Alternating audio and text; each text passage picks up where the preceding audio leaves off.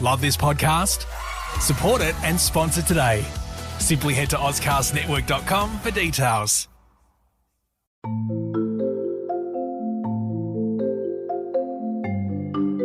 Thank you for downloading and listening to This Pathological Life. If you're interested in continuing the story, we have a second series called This Medical Life. Please download it and subscribe now.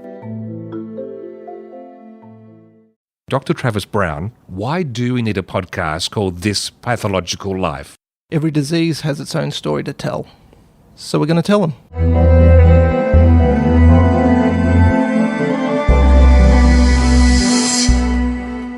So would you do it? I would like to think that I would, but I think I wouldn't. And I'd probably divorce my husband for asking, or at least ignore him for a while. Maybe once a year? Maybe even once a month? I don't know. Definitely not every day. This is the first episode of This Pathological Life. We have a grand agenda moving forward, and it really is about shining a light on pathology today. Dr. Travis Brown is the co-host of this program.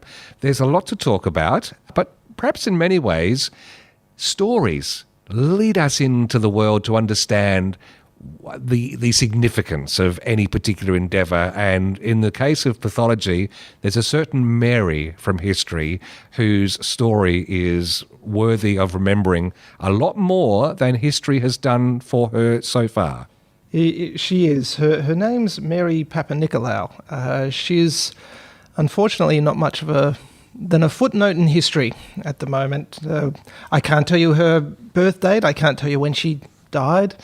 I really can't tell you much more than a few lines, to be honest. And for that, unfortunately, we are at a little bit of a loss because her contribution has paved the way for hundreds of thousands of lives to be saved, to be honest. Was she a researcher, a doctor, scientist? No, she was actually a volunteer.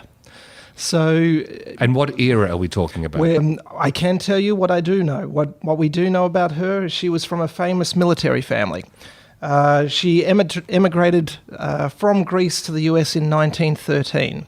At that time, it was with her husband, whose name is George Papanicolaou. And she initially worked as a store seamstress.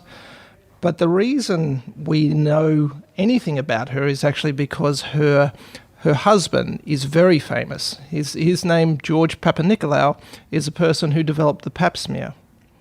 Right, which has since gone on to save countless lives. That's right. So from what we know, and we actually have some details about George and his life, he was a person that went to medical school and as well as a scientist.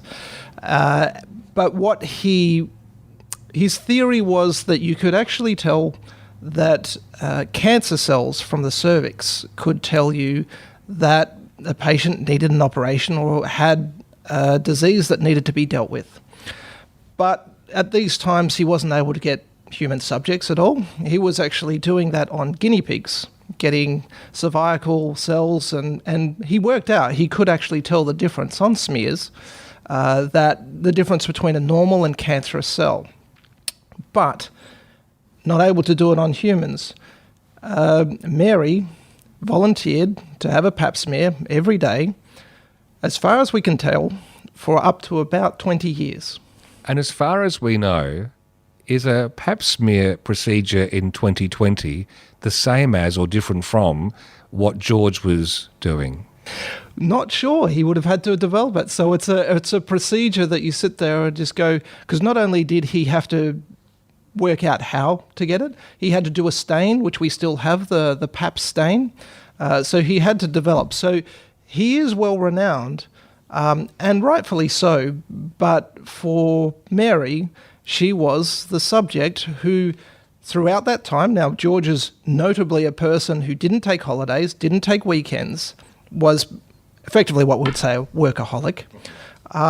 So I'm guessing that was something that persisted. Now, it's important to realize that he would have noted a number of changes over time, depending on how long they do it, because a woman's estrogen cycle, hormonal cycle, changes sometimes with what you see under the pap smear. And so from there, he developed and published and eventually got recognised that, yes, the pap smear is a very good screening test which can identify malignant cells that can then be surgically removed. So just backtrack one moment. How many times did he perform these, well, pap smears as we know them, on Mary? We believe every day for years to come. For how long? I heard 20 years at some point. Well, it's believed to be 20 years.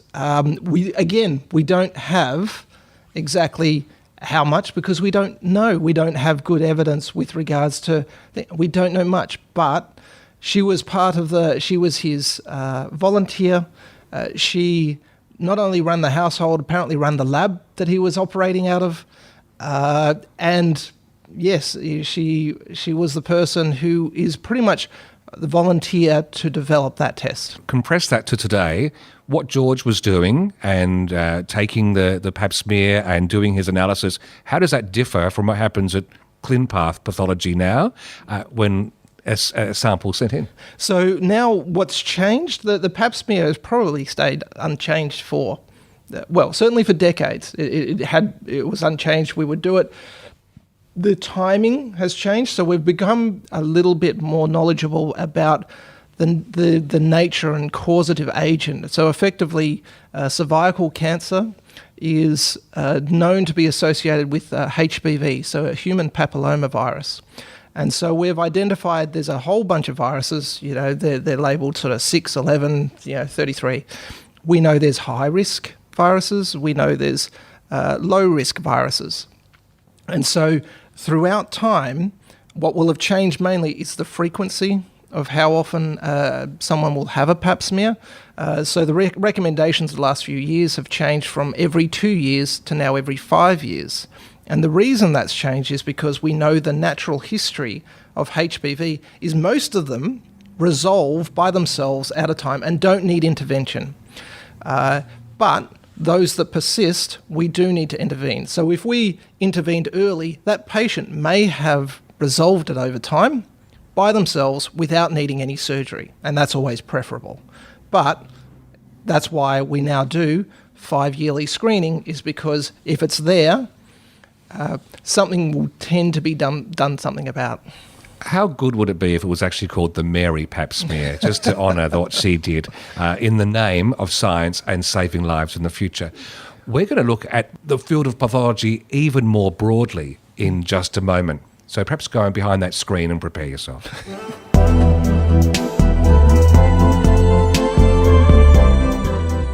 And so the question is, would you do that in the name of science? Have a pap smear every single day for 20 years? Yeah, why not? Why would you do that? Well, if it'll do any good to help diagnose period pain and things like that, yes. It's not like a big operation or anything that's going to hurt. A pap smear is only a very minor discomfort.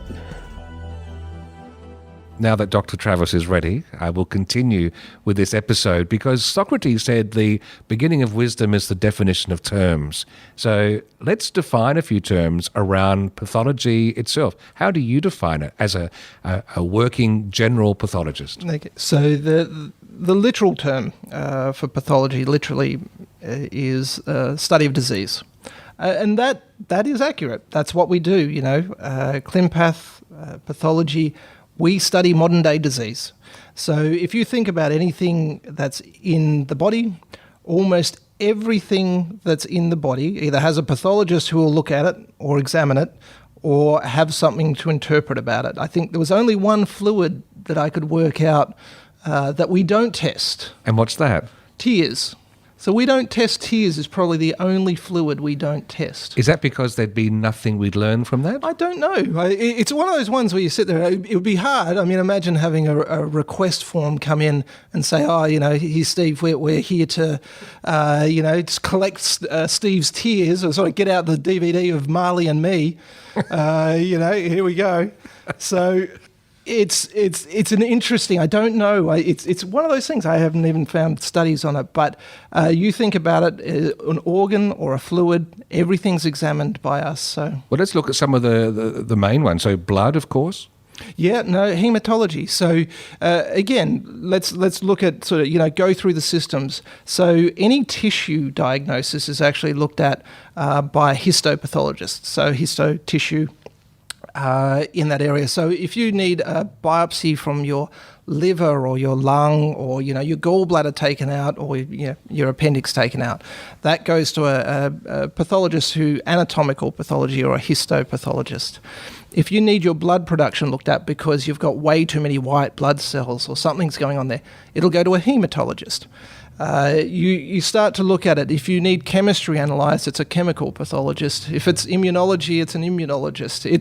It's a very broad field. It's confusing a lot of the times, and sometimes it's a little bit challenging because you don't even know which area. Is this a chemistry area? So GPs, they like to call a general pathologist because they're not quite sure which area it fits into. And is that something that you are there to provide? That's the service. So you field those calls and then head people in the right direction. So, we'll cover, like I've trained in most of the areas of pathology. Some areas have been a little bit more enjoyable than others. I must admit, forensic pathology was a bit of a challenge going and, each morning we're sort of reviewing the dead bodies that people were going to look at and examine. Were always a bit of I realised very quickly that wasn't for me.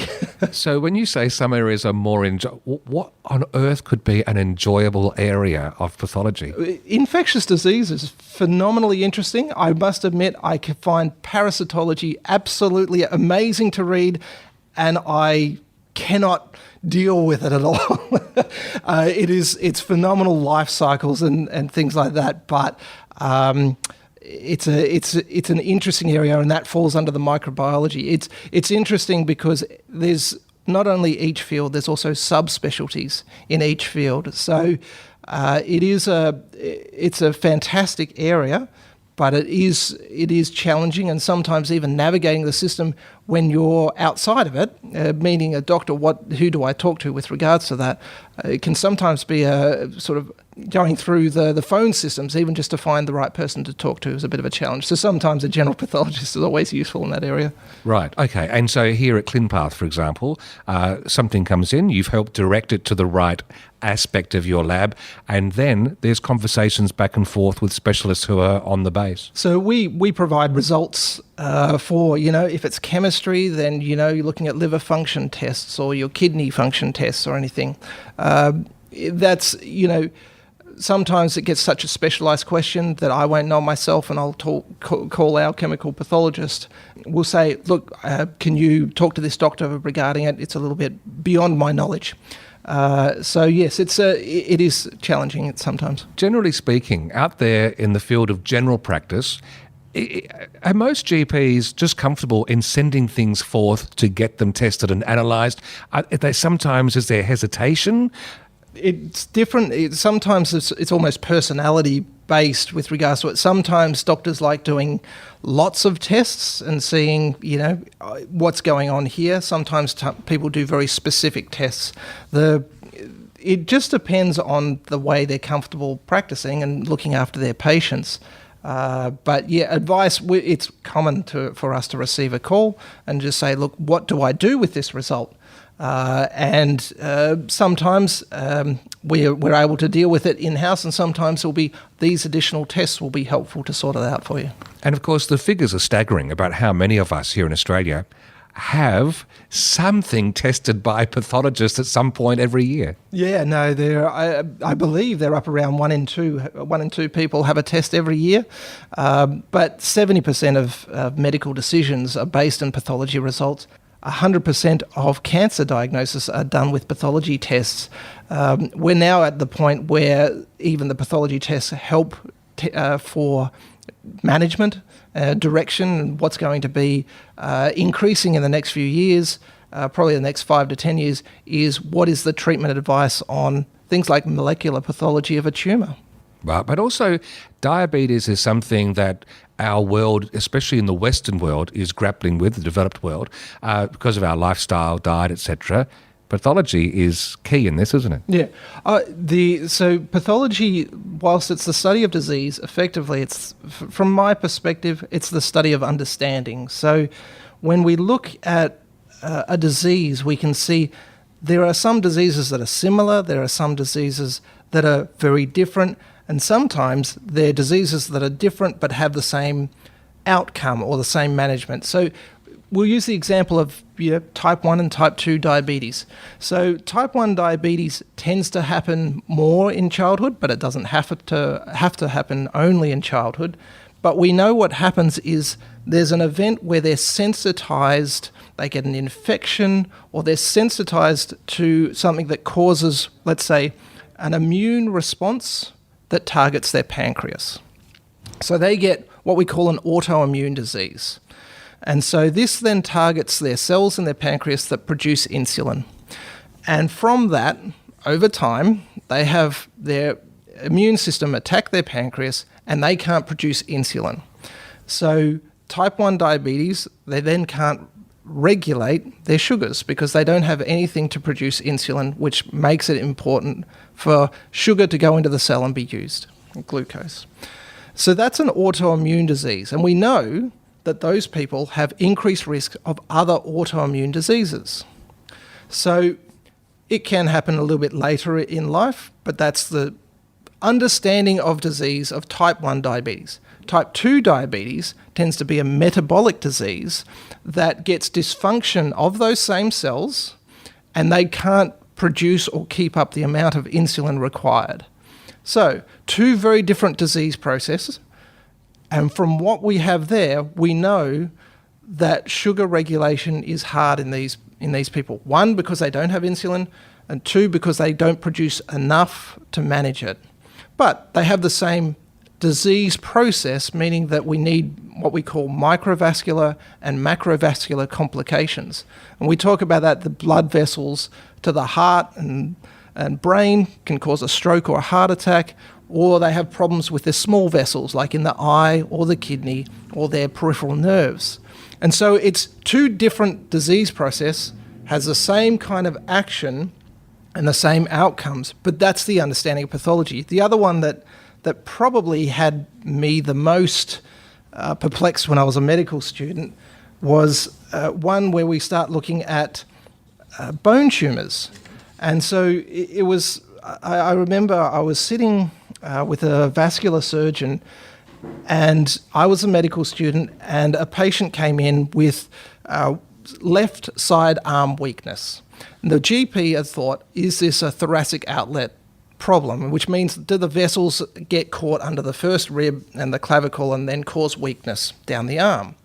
When the vascular surgeon did an examination, he felt the back of her arm, it was all fine, and then her back on the spine, and she was sore on the spine.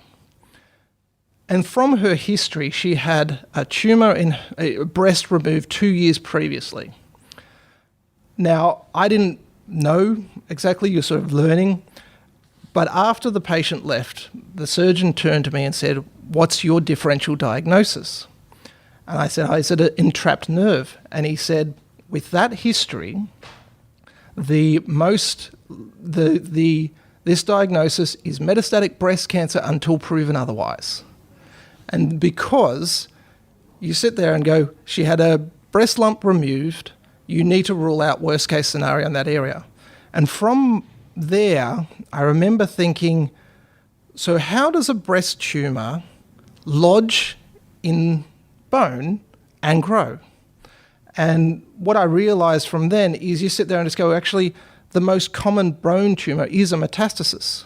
And so when you look at it, you sit there and just go, well, what are the most common metastases to that area? It's prostate, kidney, lung, and breast. So what is it about those tumours that goes to the bone and is able to adhere and produce. And that's pathology. Someone one day will come up with the answer and say, why do those tumour cells go to bone? Why is it able to lodge there? Why is it able to survive there? Why is it able to thrive there? And if you get to that point and answer that question, you could potentially say, you've got prostate cancer, here's a preventative to make sure it doesn't go to bone. Would you say that experience you had was fundamental to what locked you into this world of pathology for the rest of your life? I think so. It was one of those ones where, again, it's still vivid. I still remember the area where it was, but it was just one of those ones where you sit there and go, of all the areas that breast cancer, if it was, could spread, why would it lodge there? Why did it not go somewhere else? And that was for me. Now, it may not have been that at all. It might have been just something completely benign, but it certainly captured, the idea stuck with me. And it might stick with other people listening who could be at the beginning of their medical careers, not sure which way to go. We'll come back in a moment. We'll talk about what the pathway is like into the world of pathology.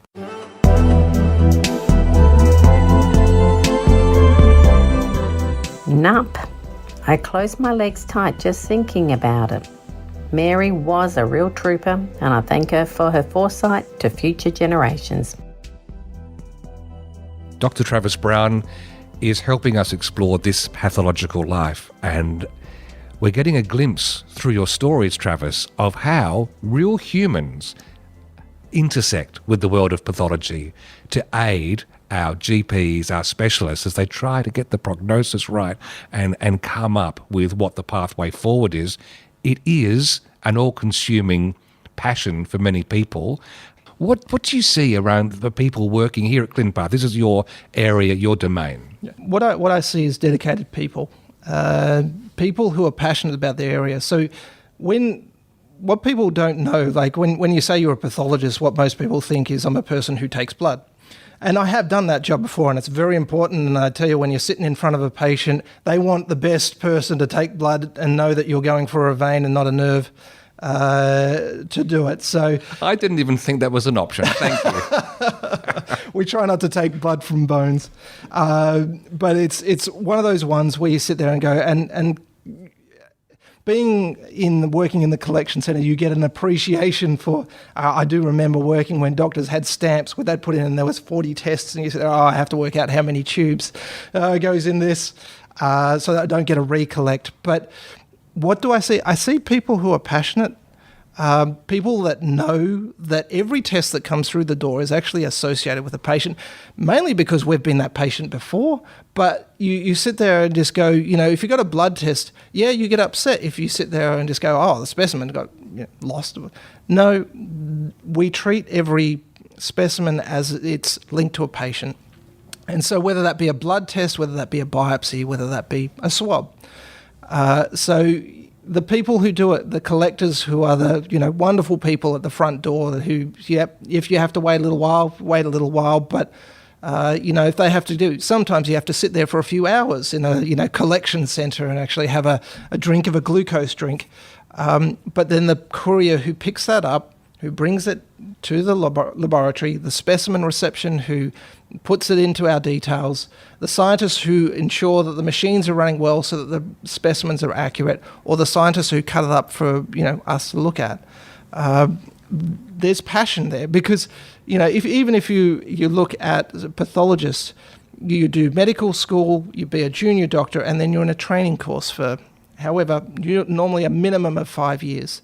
So people are dedicated to a point where not only do they then finish their training, but sometimes they even do subspecialties and they do further training in one area, be it skin, be it lung, whatever. So these people are dedicated to being correct when they get someone's tissue on their desk or the right results. I'm quite taken with regards to how dedicated people are. Not only that, you don't know it all. So the collegial attitude is when you have something that you need to ask, what is this, or can I have your help? It's fantastic. What's becoming clearer to me as we go deeper into these conversations is how the gift that pathology brings to the world of medicine is it quantifies the nuance. It helps us see, as that story before with diabetes A and B, and the journey we've had as humankind and understanding those differences and so on. And here we are. I almost wonder, are pathologists, as much as you're passionate about the people who are behind these labels, you don't have to have the bedside manner. You can get in there, grab that bit and sort it out, whereas the GP can't do that, but has to manage our psychology. Yeah, look, there are, again, there's personalities everywhere. I can say the personalities here have been amazing to deal with, always personable, always great to talk to. And if you ever have any questions, I've never had a problem with regards to it. But yes, there's personality everywhere. There's, some people who know you don't, I remember working in the hospital. No, you don't talk to, him before 10 o'clock, before he's had his coffee.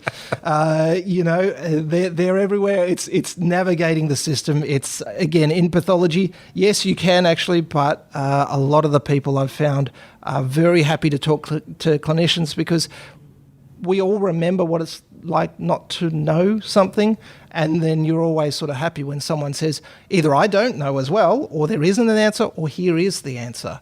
And that's what we're there for. All right. Rule of thumb, if someone is at that part of their career where they're looking into pathology, lots of different pathways within pathology.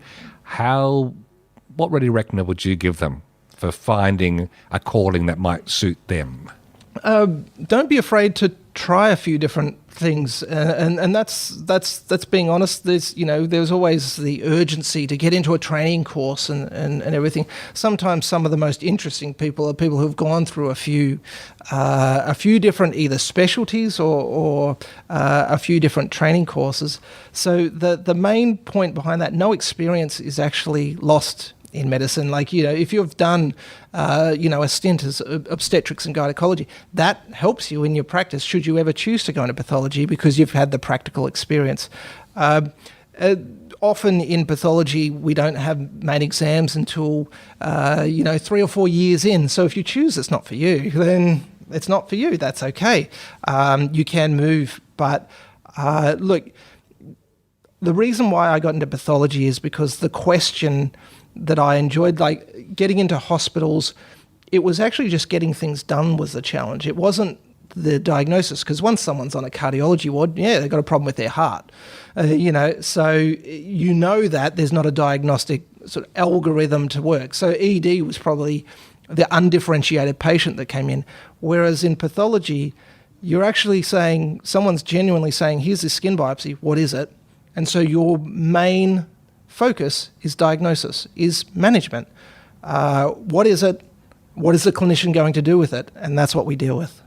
Final thought.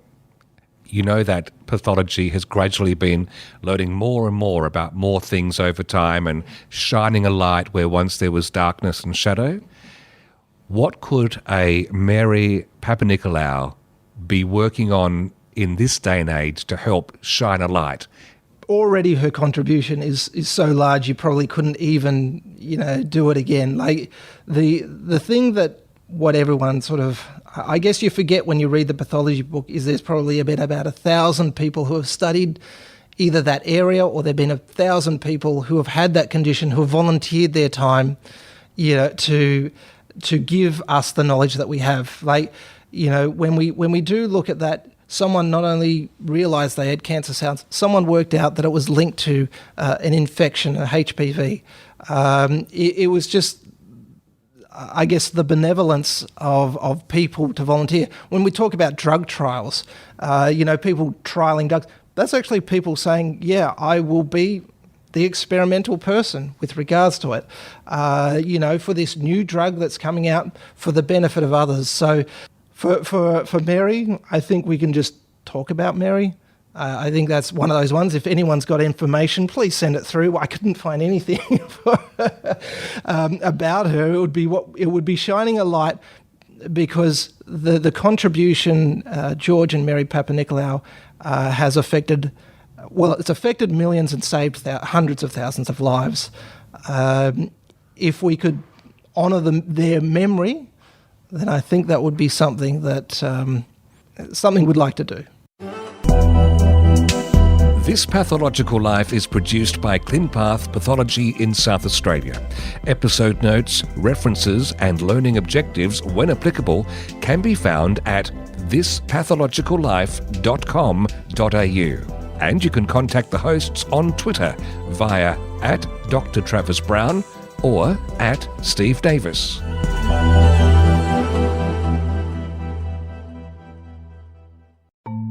Thanks again for listening, and just a reminder, if you haven't done it yet, have a quick search in your podcast app for our second series, This Medical Life. Dr. Travis Brown has rolled up some extra guests, some extra topics, and we continue the story there, and we'd love to have you along. Love this podcast? Support it and sponsor today. Simply head to AuscastNetwork.com for details.